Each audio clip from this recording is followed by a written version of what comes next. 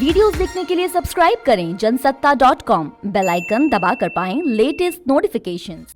नमस्कार, स्वागत है आपका जनसत्ता पर। देश की राजधानी दिल्ली में कोरोना संक्रमण तेजी से बढ़ रहा है।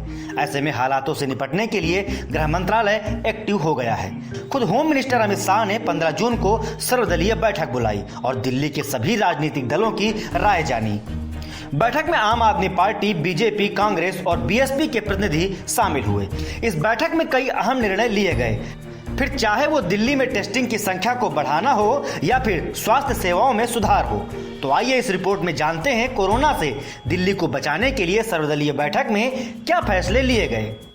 दरअसल आज दिल्ली में कोविड-19 हालात को लेकर गृह मंत्री अमित शाह की अध्यक्षता में सर्वदलीय बैठक संपन्न हुई। दिल्ली बीजेपी के अध्यक्ष आदेश कुमार गुप्ता ने बताया कि बैठक में गृह मंत्री ने कहा कि 20 जून तक दिल्ली सरकार प्रतिदिन 18,000 टेस्ट करेगी और कंटेनमेंट जोन में घर घर जाकर ट्रेसिंग और मैपिंग की जाएगी। साथ ही 15 दिन के बाद 500 और रेलवे कोच दिल्ली को उपलब्ध कराए जाएंगे, जिससे दिल्ली में 37,000 बेड दिल्ली सरकार, केंद्र सरकार और रेलवे कोच मिलाकर हो जाएंगे। दिल्ली बीजेपी अध्यक्ष ने आगे कहा कि सर्वदलीय बैठक में बीजेपी ने मांग की है कि कोरोना टेस्ट पर 50% शुल्क माफ किया जाना चाहिए।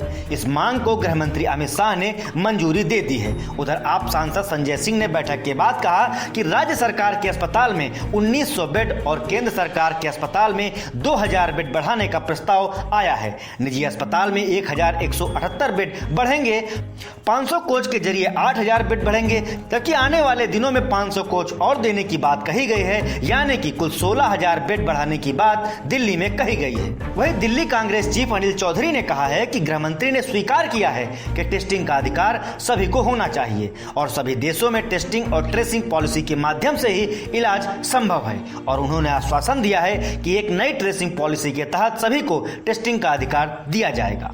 आपको बता दें कि इससे पहले अमित शाह ने दिल्ली के सीएम अरविंद केजरीवाल, एलजी अनिल बैजल समेत एमसीडी के सभी मेयरों के साथ बैठक की थी। गृह मंत्री ने आज की बैठक के बाद कहा कि कुछ दिनों में दिल्ली के कंटेनमेंट जोन्स में हर मतदान केंद्र पर कोविड-19 की जांच शुरू कर दी जाएगी और संक्रमितों के संपर्क में आए लोगों का पता लगाने के लिए अधिक प्रभावित क्षेत्रों यानी कि हॉटस्पॉट्स में जाकर घर घर व्यापक हेल्थ सर्वे कराया जाएगा। गौरतलब है कि दिल्ली में अब तक 41,000 से ज्यादा लोग कोरोना संक्रमित हो चुके हैं और करीब 1,1400 लोगों की इस संक्रमण से मौत हो चुकी है। संक्रमण के मामलों में महाराष्ट्र और तमिलनाडु के बाद दिल्ली अब तीसरे नंबर पर पहुंच चुकी है।